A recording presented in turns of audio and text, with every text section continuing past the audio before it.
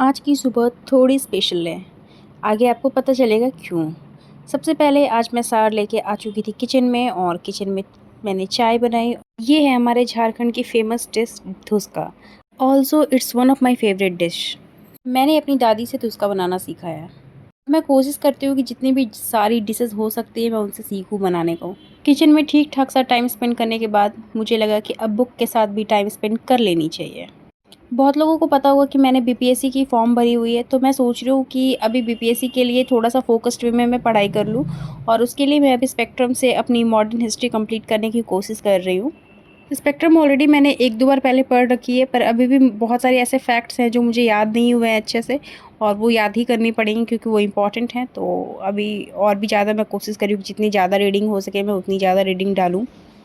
By the way, आपने अगर अभी तक चैनल को लाइक, शेयर, सब्सक्राइब नहीं करा है देन प्लीज़ डू इट। जितने भी लोग हैं जो मेरे वीडियोस को देख रहे हैं उसमें से बहुत ही कम लोग हैं जिन्होंने चैनल को सब्सक्राइब कर रखा है। अगर आप भी उनमें से एक हो तो प्लीज़ आप अभी चैनल को सब्सक्राइब कर लो बिकॉज़ ये मुझे आगे के वीडियोस बनाने में मोटिवेट करता है। एंड ऑल्सो जब भी मेरी न्यू वीडियोस आएगी, जब आपने सब्सक्राइब करा होगा तो आपके पास एक नोटिफिकेशन जाएगा और आप उससे तुरंत मेरी वीडियोस पे क्लिक करके देख सकते हो। जब मैं ये ब्लॉग एडिट कर रही हूँ उससे थोड़े टाइम पहले ही बीपीएससी की रिज़ल्ट आई है और मैंने देखा कि बस बिहार के ही लोगों ने नहीं, बाकी स्टेट्स लाइक यूपी, हरियाणा के लोगों ने और बाकी अदर स्टेट्स के लोगों ने भी बहुत अच्छा परफॉर्म करा है बीपीएससी वाले एग्ज़ाम में। एंड ये देख के तो एक अलग सी मोटिवेशन आ रही है। इट इज़ बिकॉज मैं भी बिहार से नहीं हूँ, बट एनीवे किसी भी स्टेट से रहो, अल्टीमेटली आपका पढ़ाई और आपका लक मैटर करता है।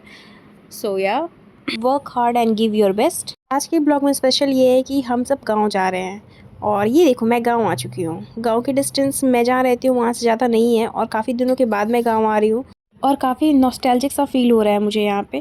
यहाँ पे हमें नाश्ता मिला था और मैं यहाँ पे दही को फेंट रही हूँ। ये सब इसलिए हो पा रहा है क्योंकि हमारे बाबा के भाई वहीं पे रहते हैं तो और उनकी फैमिली भी, तो हम जब भी जाते हैं तो वो हमें बहुत अच्छे से ग्रीट करते हैं। और ये है हमारे गाँव का पूजा रूम।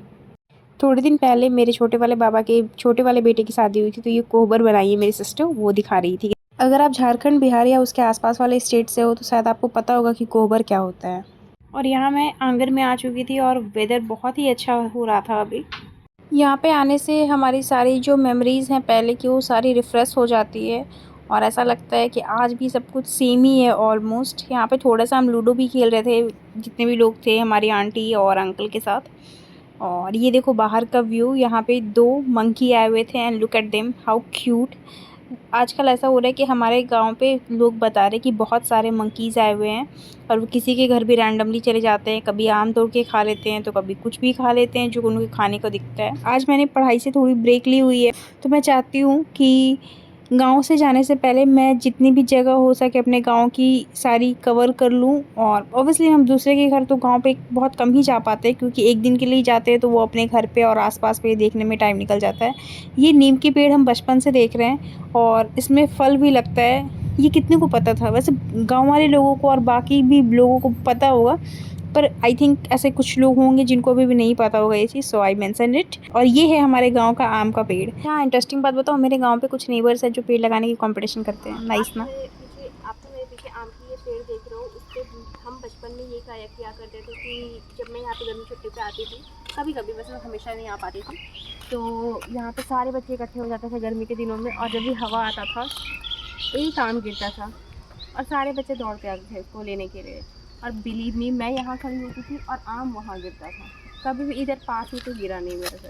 जाने से पहले आज मैंने इन बच्चों के साथ खेला और इनका रूम भी देखा। And yeah, thank you for watching. See you in the next blog.